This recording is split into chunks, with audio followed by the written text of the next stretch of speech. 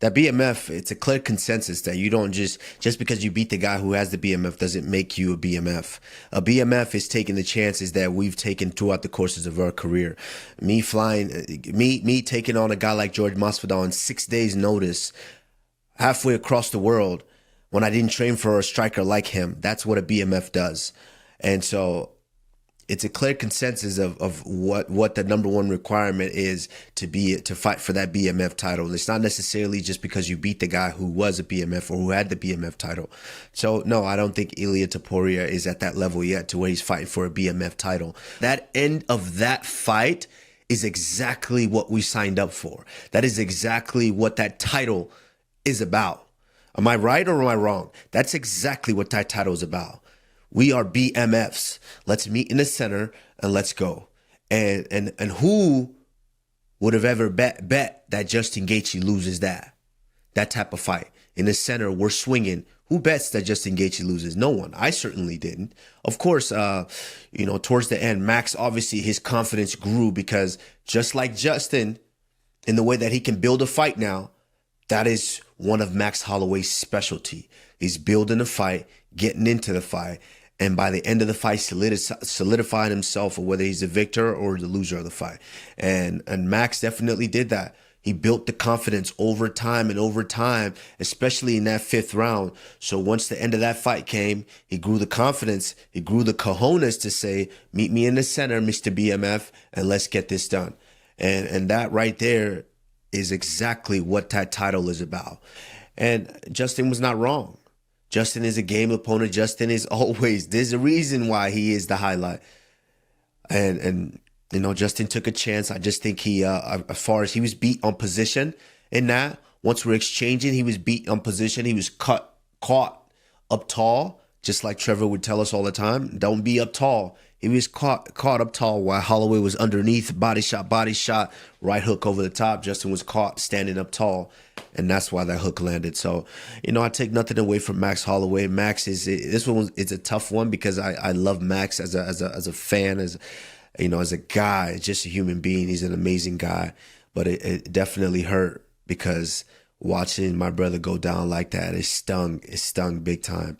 And now I understand the position that I put them in 2 years ago in Salt Lake City, Utah.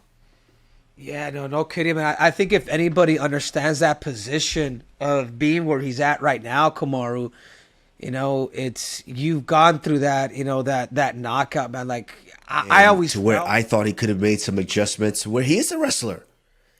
This fight's completely different had Justin changed levels and took Max down once or twice, and he can do it. He can 100% do it. Had he changed levels and took him down once, this fight gives us it gives us a different potential outcome in the fight. So I think maybe just the adjustments in fight, but we can't shy away from the fact that this man, he took that knee to the nose, the kick to the nose, at the end of the first round, just seconds left, or if not, zero time left, took that kick to the nose, which plays a huge part in potentially moving on in the fight because now you can't breathe the way you want to breathe in that fight.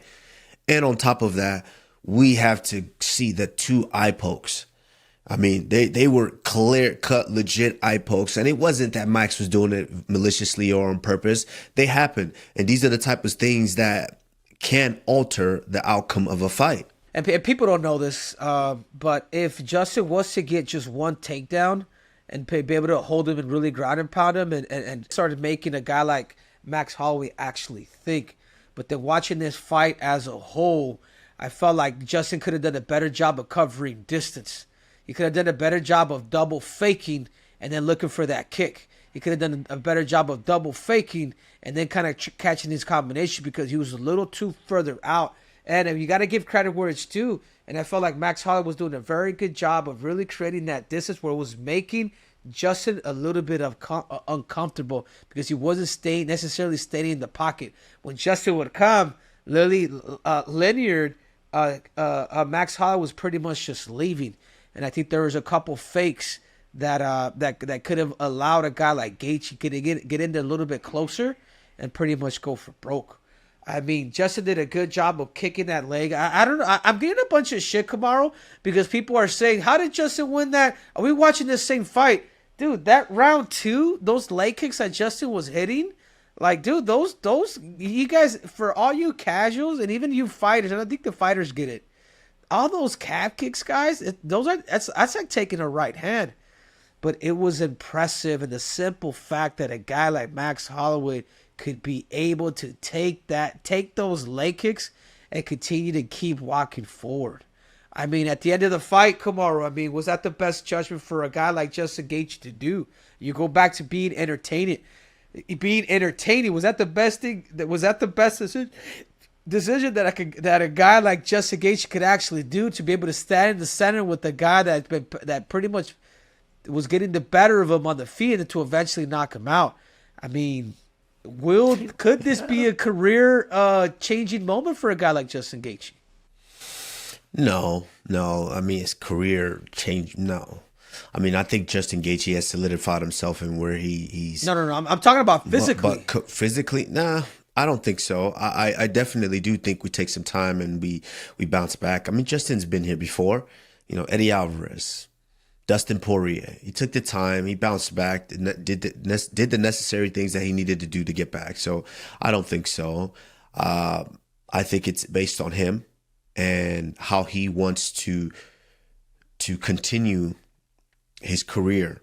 I guess now it's putting Max Holloway, Kamaru, in a position where, you know, he could potentially fight at 155 pounds and ask to fight Islam Makhachev. He could almost skip the line. Obviously, Makhachev is fighting a guy like he is fighting Poirier in June. But after that fight, if Max Holloway says, "Hey, I want to fight. You know, I'm the real BMF. I fought 155 pounds. I got rid of the guy that gets rid of people." You got 145 pounds. That fight with Ilia Topuria. And Ilia Topuria, supposedly according to Ilia, he is not impressed. I tell you what, Kamaru, if a guy like Max Holloway, if a guy like Ilia Topuria cannot put out a guy like Max Holloway with that endurance and that gas tank that he has, and now that he's knocking people out senseless, Ilia Topuria could be in trouble. Could a guy like Ilia Topuria bring in that wrestling? And finally, not least, he has that fight with Conor McGregor. You got to remember, guys, Conor McGregor has a win over Max Holloway. You know, we don't think Max Holloway was on a hit list. Say, hey, I want Dustin Poirier. You know, we have history. He never really brought up Islam. It's almost like he wants Volkanovski. He wants to go after those people who have beaten him. And I think for that reason, man, I respect Holloway even more so now. I mean, the guy took the most dangerous fight in the UFC against the most violent guy in the UFC, in the history of the UFC, and what he was able to do right now, Kamaru, he has said whether he wants to challenge anybody for the BMF, whether he wants to go up to 155 pounds, whether he wants to go and fight Ilia Topuria in Spain at 145 pounds. And guess what? That big money fight with Conor McGregor. Oh, Holloway said this? Yes, this is Holloway. Holloway, he said all of this, and think about it. It all makes sense, Kamaru. He's in a position, Kamaru, like nobody else in the UFC, to be able to make a whole lot of money and to really avenge all the losses that he's ever been given. Unlimited options, but now you have to be sensible about what direction you want to take. Are you trying to make money, or are you trying to become champion, or which direction are we going here? For Max, I would say 100. Of course, I liked the call outs, but I think 145 at this point should kind of be on the back burner. He took the proper time to grow into 155 pounds. Like, he's not small. He's big. He's taller than Justin, or if not the same height as Justin. He filled out well. He still kept his speed. And definitely kept the cardio. So I definitely don't think 145 pounds is the right move here as far as cutting that extra weight and really killing yourself to get down there. I don't like that for Max. I think Max stays at 155 pounds.